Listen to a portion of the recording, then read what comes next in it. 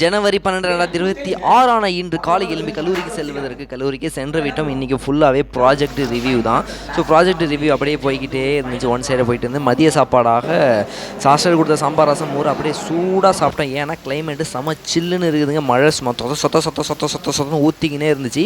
நாளைக்கு பொங்கல் செலிப்ரேஷன் ஜனவரி 13, 2026 பொங்கல் செலிப்ரேஷன். அதற்கான சர்க்குலரும் வந்துடுச்சு.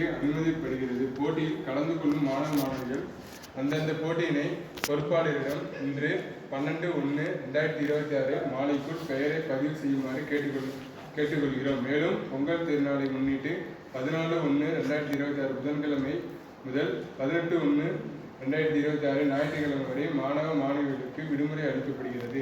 11/1/2026 திங்கட்கிழமை முதல் கல்லூரி வழக்கம் போல் செயல்படும். மேலும் 2025-26 கல்வி. ஸோ நாளைக்கு நம்ம காலேஜில் பொங்கல் செலிப்ரேஷன் நடக்க இருக்குது. ஸோ நிறையா ஸ்டாஃப்ஸுக்கும் ஸ்டூடெண்ட்ஸுக்கும் வந்து ஏகப்பட்ட போட்டிகள் இருக்கிறது. அதுவும் மட்டும் இல்லாமல் நம்ம முன்னாள் மாணவர் வந்து நம்மளுடைய சான்றிதழ் எல்லாம் வாங்கி கொண்டு சென்று விட்டால் நமக்கான ஒரு பொறுப்பான வேலை என்னன்னு பார்த்தீங்கன்னா வருஷம் இந்த வேலையை தள்ள கட்டி விட்டுறாங்க. இந்த மா இலை தோரணம் மற்றும் தென்னங்குருத்து தோரணம் கட்டணும். ஆனால் இந்த தோரணம் கட்டுறதுல ஒரு மிகப்பெரிய சிக்கல் இருக்குது. என்னென்னு பார்த்தீங்கன்னா மழை பெஞ்சிக்கிட்டே இருக்குது. எப்பரா கட்டுறது தெரியல. இன்னும் சணல் வரவே இல்லை. நீங்களும் அப்படியே செய்யுங்க சார்.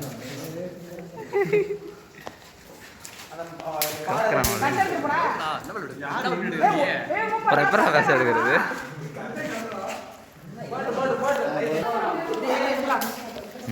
கட்டுறோம்ல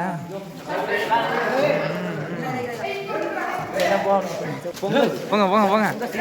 ஏய் எல்லாம் போங்க போங்க. அவ்வளோதான் போ. மாஸ்க் கட்டுறோம்ல. வா வா வா வா. ஏய் மாஸ்க் கட்டுறாங்களே.